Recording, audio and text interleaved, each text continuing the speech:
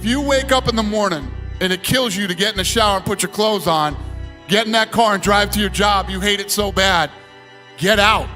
You are in the wrong place. You don't belong there. You know you don't belong there. You're just scared to make that move. Shut off your phones, shut off all technology, find a dark, quiet place for you to think. You need to get on it. You need to be in here every day. You're almost out of time. You're 22, you're late. If you pan it down here, you see it's about 3 o'clock in the morning and there's not a car or a person in sight. If you pan over here, it's the same thing. Not a car or a person in sight. You don't become confident by shouting affirmations in the mirror, but by having a stack of undeniable proof that you are who you say you are. Outwork your self-doubt. Do you want to be on your deathbed knowing that you could, but you didn't? If you want to be really great at something, you kind of have to be out of your mind, but you also have to have an iron will. Yeah. You don't want to work out every day. Yeah. There's going to be days you just want to eat cake and sleep. Yeah. But if you want to get past the guy who eats cake and sleeps, you don't eat cake and you don't sleep. Yeah. I don't have a choice but to see this through, okay? If I don't see this through, I'm gonna be digging ditches. That's what I tell myself. You have to pick something and then you have to commit to it for as long as that's going to take to make sure that you see it through. Life is very short, way too short to be miserable and get up and drive to a miserable job that you hate every day. Life's too short for that. Get up and go out. As long as you know what you want to do, you wake up every day grinding and just working toward that goal. What if I told you that you're only 6 months away from the life you've always dreamed of? The income, the lifestyle, the time to enjoy everything without fear or worry about money. In fact, you could have everything you've ever wanted.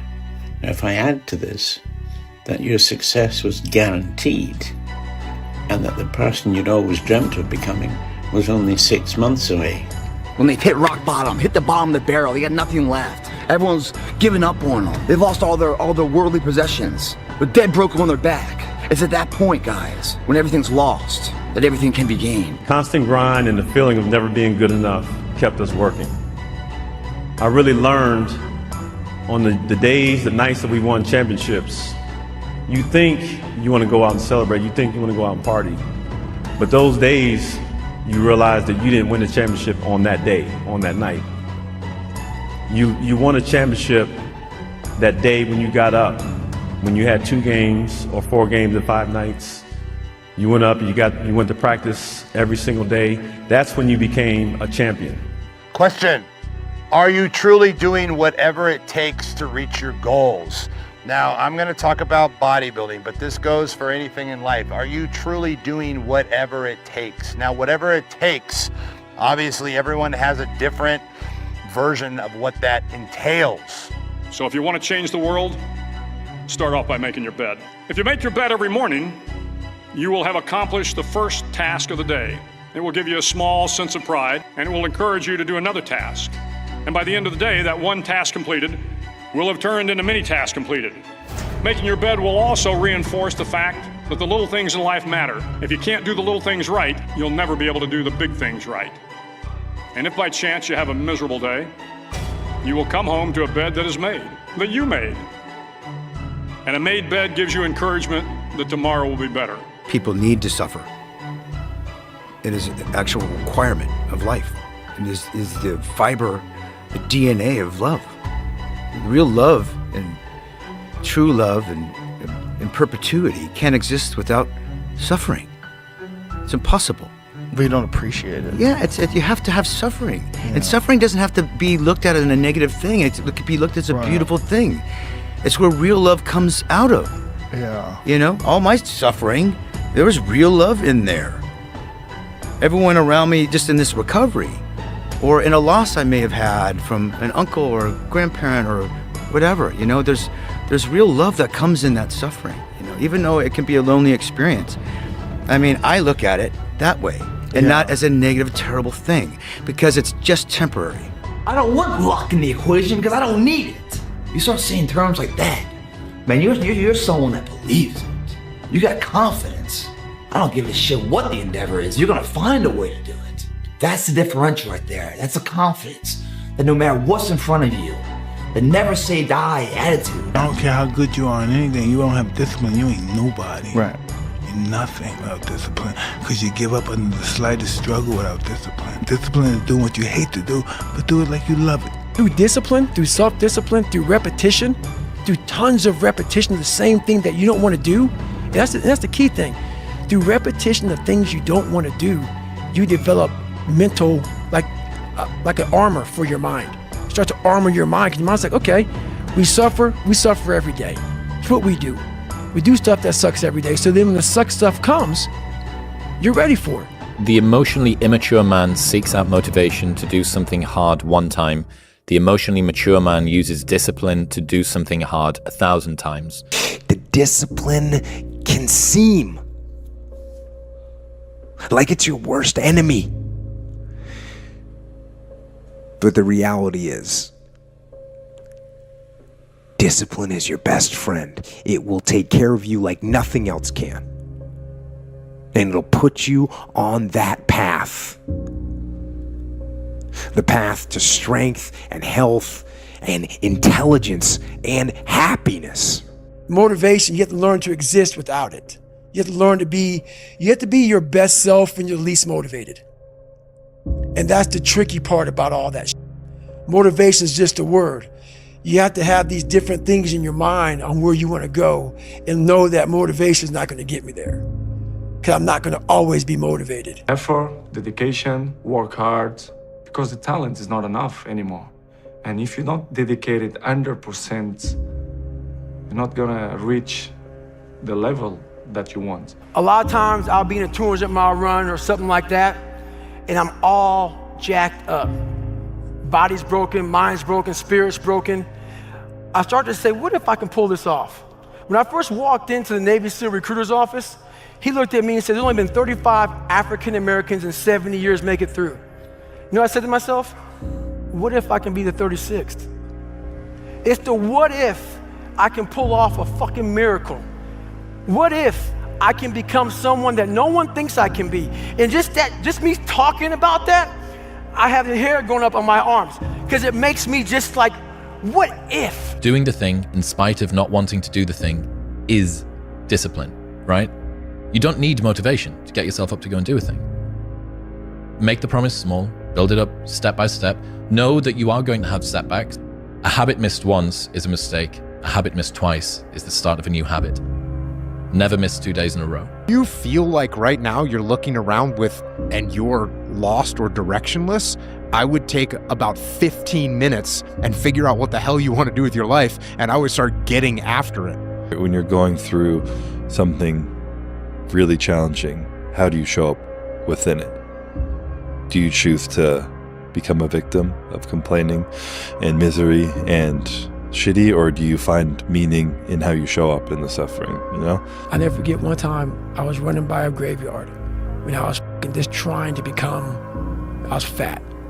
And I ran by a graveyard. And I look out there, I'm like, man, I wonder how many of you motherfuckers in there just are so upset with how you lived your life, regret how you lived it. And I'm running a 300-pound man thinking, man, don't die like this, bro.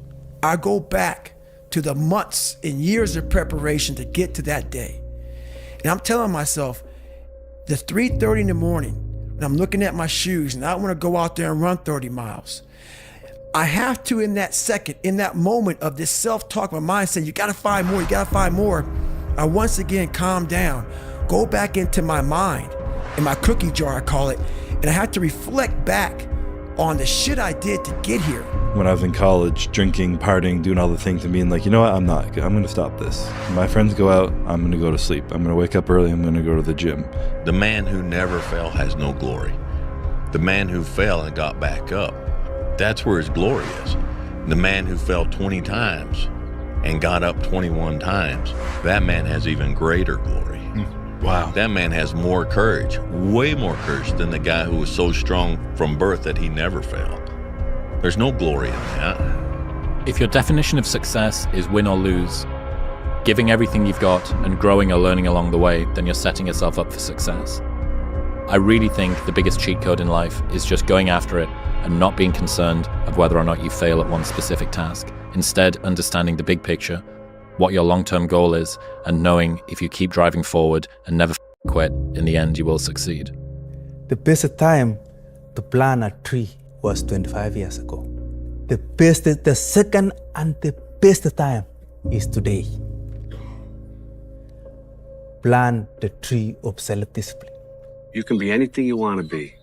You could have all the talent in the world, but if you don't do the right thing, then nothing happens. But when you do right, guess what? Good things happen. If you tell yourself the truth, and the truth is, I'm not happy with where I'm at. That's the truth. The truth is, I can do more. The truth is, I can be in better shape. The truth is, I can work harder than I'm working right now. The truth is, I can do more for my family. The truth is, I can do much better than I'm doing right now. And if that's the real truth, if that's what you believe, if you believe that to be the truth, you won't have to find more discipline.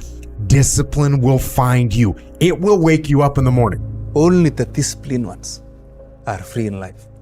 If you are in discipline, you are a slave to your moods. You are a slave to your passions.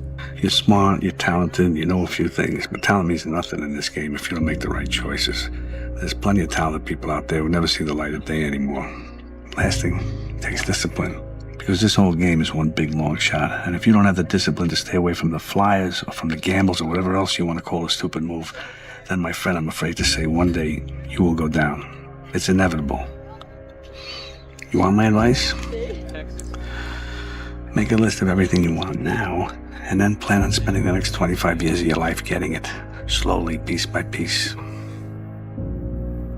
The person you have to spend the most time listening to in your life is yourself. Try not to lose their respect. How on earth do you think that you're going to be able to move mountains and get out of that relationship that you don't like and move countries or change career when you can't not hit snooze, even though last night you promised yourself that you weren't going to hit snooze? And it's how people that are able to do extraordinary things have been able to get there. If I'm running on a treadmill and I get to mile 9 and I get complete cramp in one of my legs, and I know I've told myself I'm going to run 10 kilometers today, he goes, I will have to limp the last mile, even if no one's watching, because I can't let the demons in. And if I let the demons in, they'll show up in the 11th round of a championship fight when there's 50,000 people watching me in the audience, and I know deep in my self-story that I'm the type of person that quits when things get hard because I got off that treadmill at mile 9 when no one was watching. The commitments we keep to ourselves and what we do when no one's watching is the most persuasive evidence that governs everything we then do every day thereafter.